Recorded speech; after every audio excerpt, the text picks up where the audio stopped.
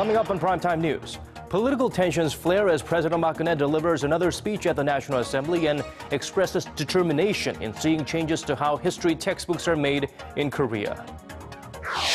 200 scholars and civilian experts have gathered in Seoul for the Northeast Asia Peace and Cooperation Initiative Forum. Attendees will cover a wide range of topics including sustainable energy, security, and cyberspace.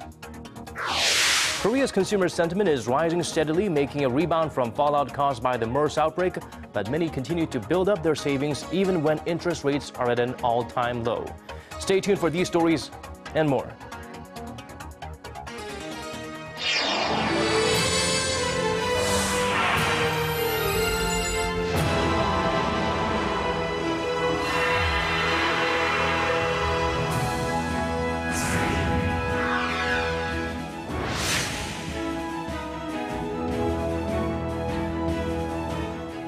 It's 10 p.m. on a Tuesday here in Korea. Welcome to Primetime News. I'm Daniel Choy.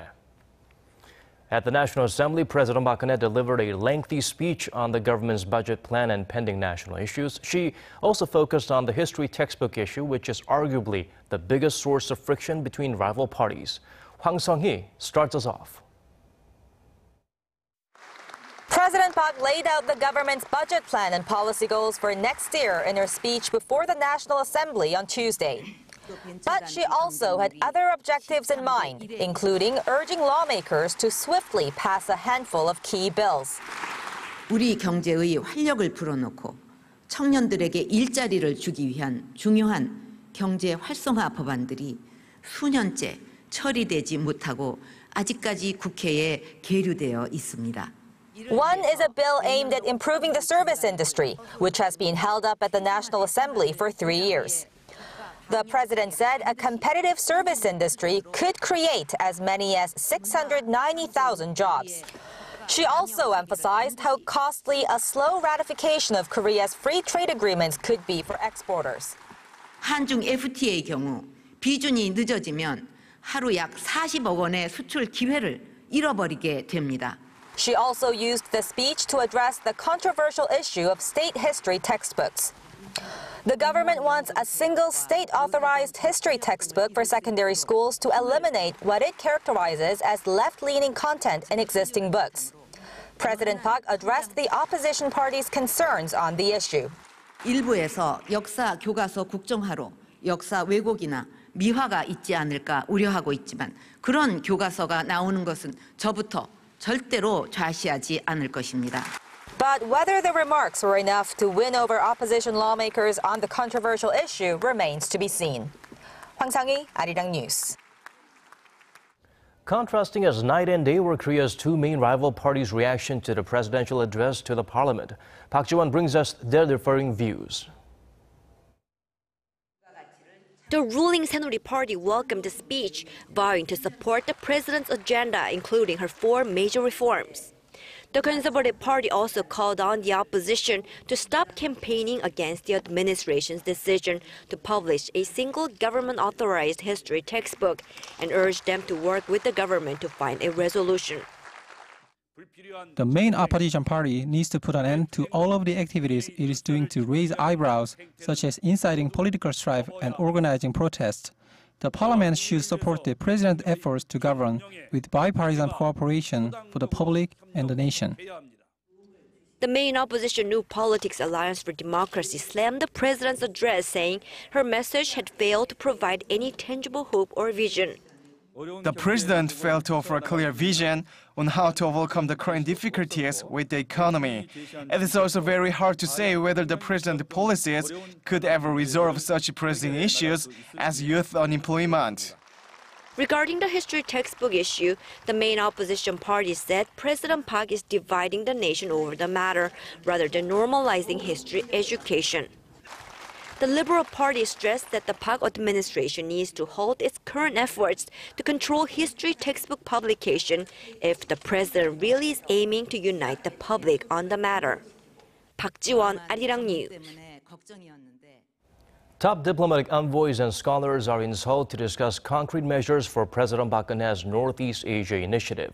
Song Ji-san has more on the meeting to promote regional cooperation through discussions on issues such as security and historical conflicts. The Asia paradox. The term is used to describe the skittish political and security cooperation among Northeast Asian countries, despite their economies being more and more interrelated. These types of adverse relations are why President Park Geun-hye has proposed the Northeast Asia Initiative to build trust and synergy among the countries in the region. It's a move that the international community supports. The United States believes that reinforcing a rules-based order is the critical puzzle piece for a more peaceful and prosperous region. By adhering to international rules and norms, we act in agreed, predictable ways that preserve a stable status quo in the region, mitigate security risks, and enhance all of our diplomatic autonomy. A major regional goal is curbing Pyongyang's nuclear ambitions, but as attempts to restart dialogue with the North have failed, Russia called for greater cooperation in resolving regional issues first. We believe that the solution of nuclear issue of the Korean Peninsula is possible only in the broad framework of general improvement of situation in Northeast Asia, along with gradual dismantlement of still present confrontational division lines. And this process should be multilateral and reciprocal, should be oriented into long strategic prospect. Beijing also stressed the need for economic integration, pointing out that sustainable security can only be supported by sustainable development. We need to enhance microeconomic coordination, expand trade and investment, promote trade liberalization and facilitation both bilaterally and regionally by taking forward relevant FTA negotiations. The three-day forum continues with plenary sessions on energy, cyberspace, and disaster management, and governmental talks set for Wednesday. Song Ji-sun, Arirang News. Korea's Defense Acquisition Program Administration, or DARPA, is planning to develop 4 key technologies for its fighter jet projects, technologies that the United States has refused to transfer to Korea. The decision was outlined in a report to President Park Geun-hye by DARPA Minister Chang Myung-jin in a closed-door meeting on Tuesday. The technologies include multi-purpose radar and radio frequency jammers. Separately, another DARPA official said the agency aims to secure major operational algorithms from Israel, Britain, or Sweden in order to develop the source codes needed for the technologies. Lockheed Martin had initially agreed to transfer 25 technologies for the KF-X project, but the U.S. government barred export of 4 core technologies, citing international traffic in arms regulations.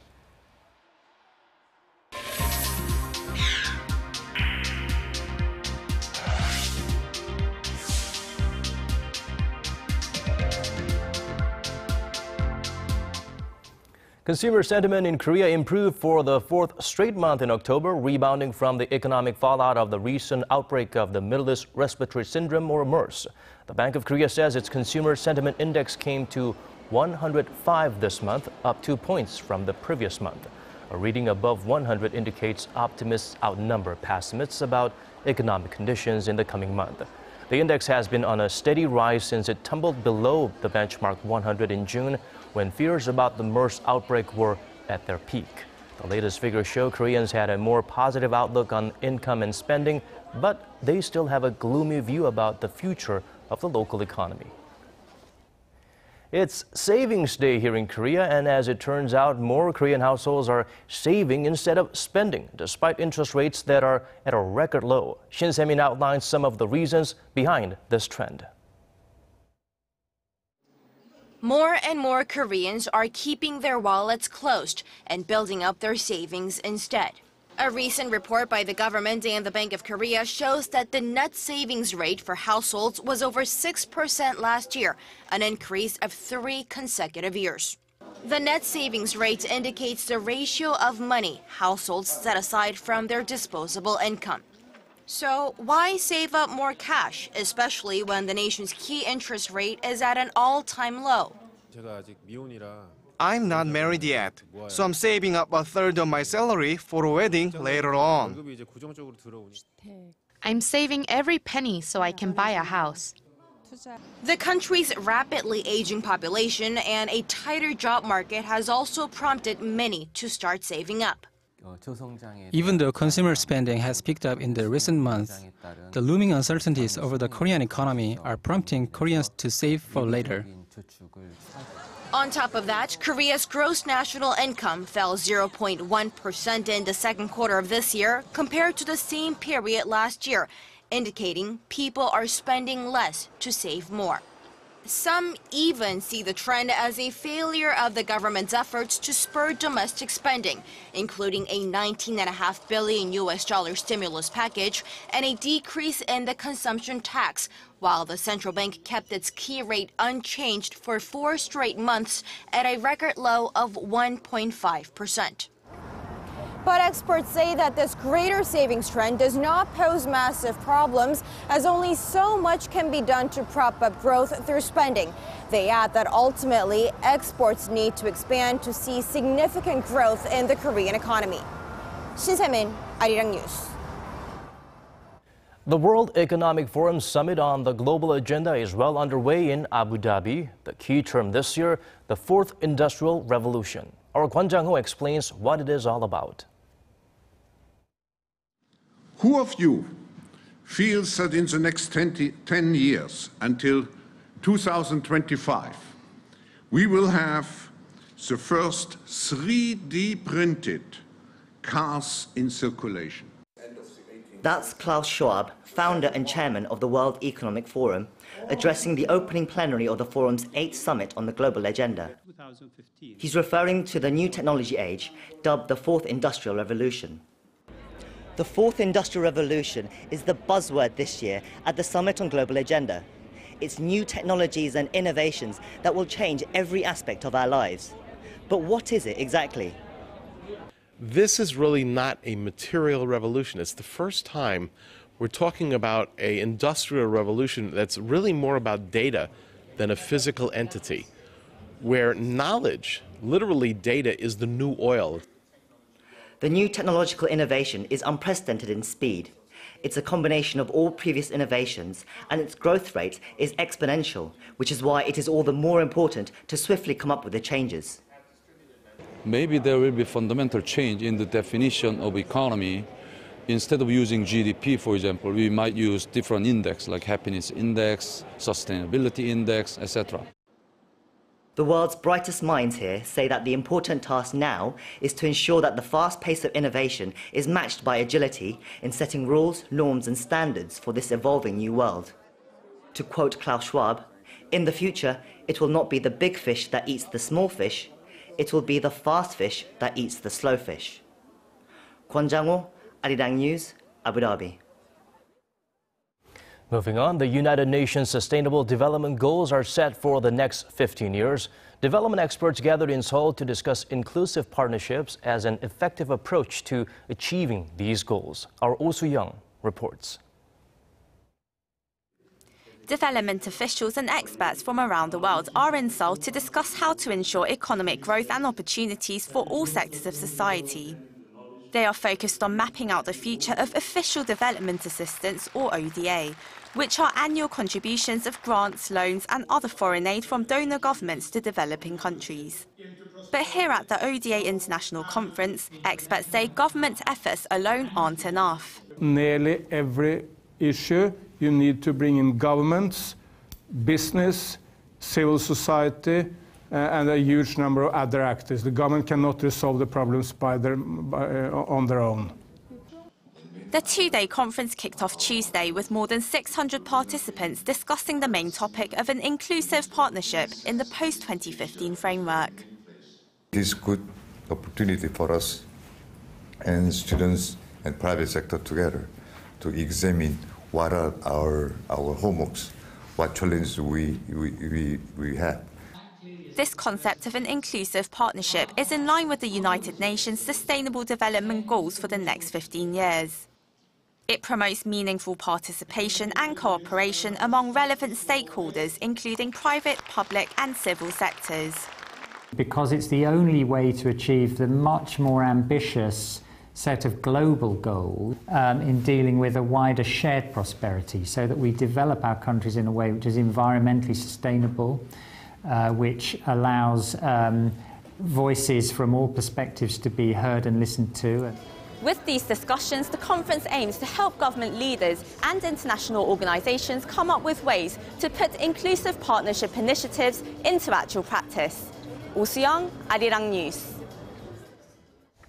The recent round of reunions for Korea's war-torn families, which wrapped up yesterday, will very likely be the last for most participants. Our Kwon-soa met up with one South Korean family that took part in the event to learn about their take on the experience and what can be improved.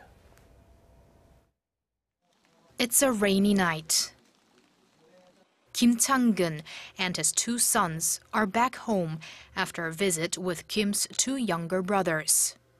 It wasn't an ordinary family gathering. It was the first time Kim and his brothers had seen one another in more than 6 decades after they were separated by the Korean War. Kim was the first of more than 250 South Koreans to arrive at the meeting place in Sokcho last week, ahead of the second round of reunions.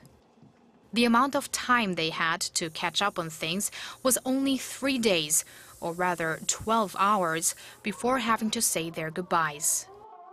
Kim says it still breaks his heart. 자꾸 이렇게 날들을 물어보면 난 기분만 더 상해요, 시방. 알겠어요? 나 시방 걔들 그 생각만 하면 눈물이 그냥 나와. 아까 오면서 아버지 얘기했잖아요. 속에 있는 거 감추지 말고 그냥. 그게 여태까지 몇십 년을 묻어만 놓고 살았잖아요. 나 헤어질 때가 말이야. 걔들이 와서 이 유리창 두들기고 할 때가 내 가슴이 어떻는지 나 이런 하면은 시방 또 내 가슴을 뒤집어놓는 속이야. What's more, Kim had to face the truth about the rest of his family when his North Korean brothers wrote down the family tree, one of the most important things the separated families do during the reunions. 내 동기간들 그게 다 죽고 둘 남았으니 나 따지고 보면 그 요거만한 그 전매기까지 했으면 7남매였었어요. 그러니까 6남매 남았는데 6남매에서도 이제 다 죽고서 나한테 셋 남았어요. Kim says despite being happy together, the irony was that they often ran out of topics to talk about, given how long they've been separated. Kim's son Jung-ho added that the atmosphere of the group meetings was something that could be improved. 들리지를 않을 정도로 한 90가족이 90테이블을 놓고 웅성웅성하니까 개별 상봉할 수 있는 시간이 마련되어 있는 것들이 좋은 부분이었는데 그럼에도 불구하고 아쉬웠던 부분들은 개별 상봉 부분이 너무 짧아요. Kim and his family know that without reunification, there's hardly any chance they will see their relatives on the other side of the border again. But the 83-year-old doesn't ask for much. 편지 거래만 하게 되면 이 얼굴 한번 보지 않아도 아무 상관없어. 여기 미국 가서 사는 사람들도 편지하고 하는데 뭐 그것만 되면 되는데 그게 안 돼가지고. Kwon-soa, Arirang News.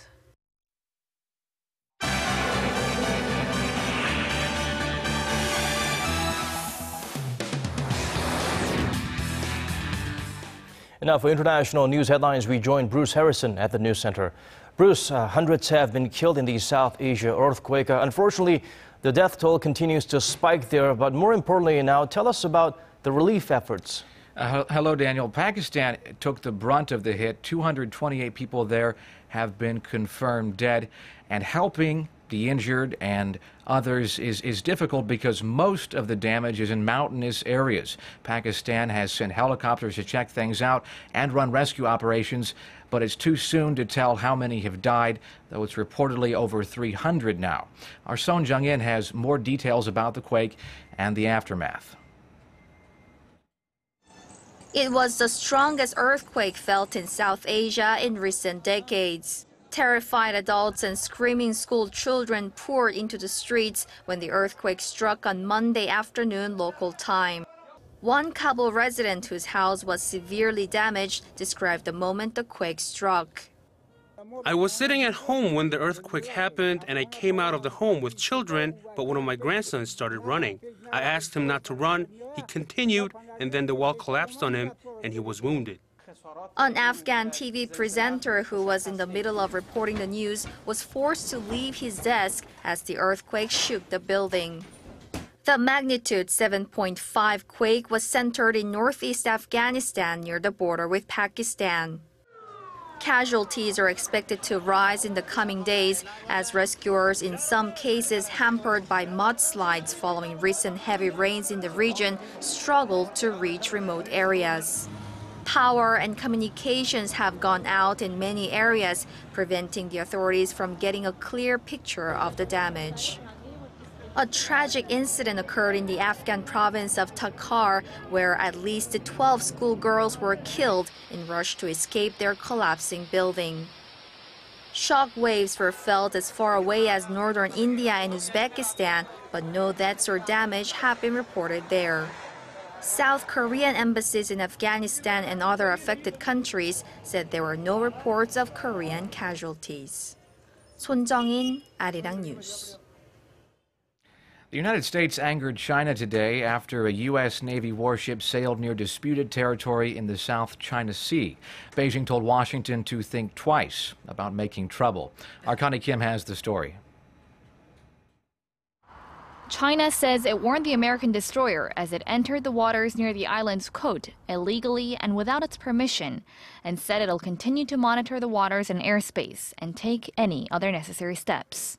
The Spratlys are a disputed group of more than 750 reefs, islets, atolls, cays, and islands claimed by 4 other countries, including Vietnam and the Philippines.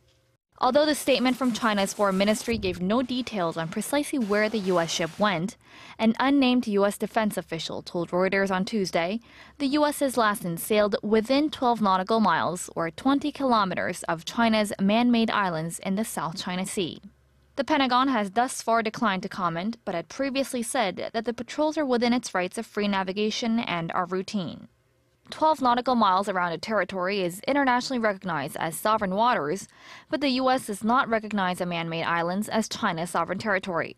Washington says the construction of artificial islands on submerged reefs does not entitle a country to claim a territorial limit. Even though Washington does not recognize the islands as Chinese territory, this will be the first time the U.S. has breached the 12-mile nautical limit since China began building up the islands in 2013. China has long stood firm on its claim to the islands, saying it would never allow any country to violate its territorial waters and airspace in the area.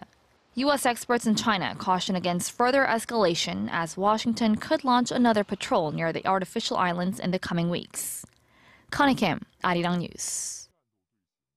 The Islamic State has destroyed more ancient relics in the city of Palmyra, but this time there were people attached to the bombs. The BBC reports 3 captives were tied to columns and blown up.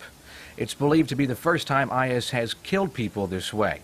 The jihadist group has yet to say who they killed and why. They captured the ruins in May, and since then they've destroyed 2 ancient temples, an arch, and funerary towers. The group claims the structures are sacrilegious. Human rights activists in the region believe the group's blowing up the ancient city and now people for media attention. And that's a glimpse of the world. Have a great night.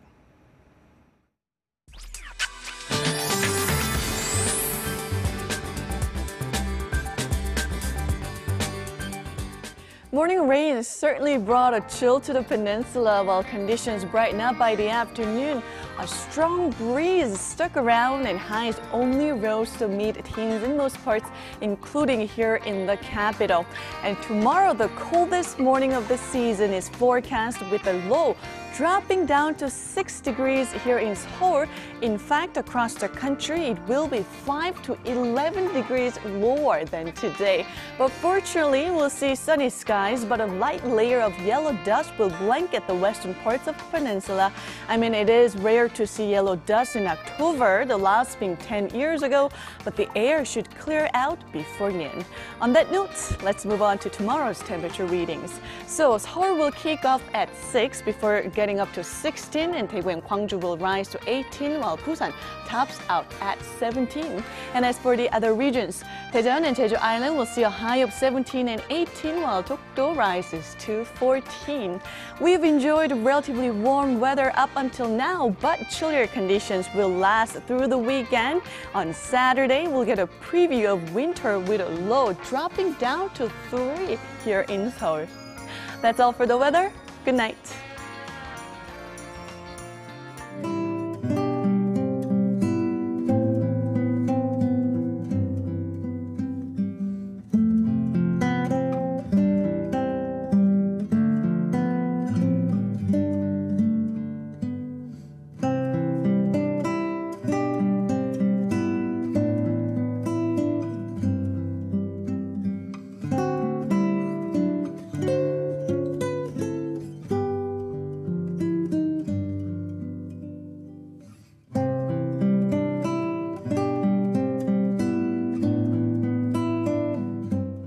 That brings us to the end of our newscast. As always, thank you for watching.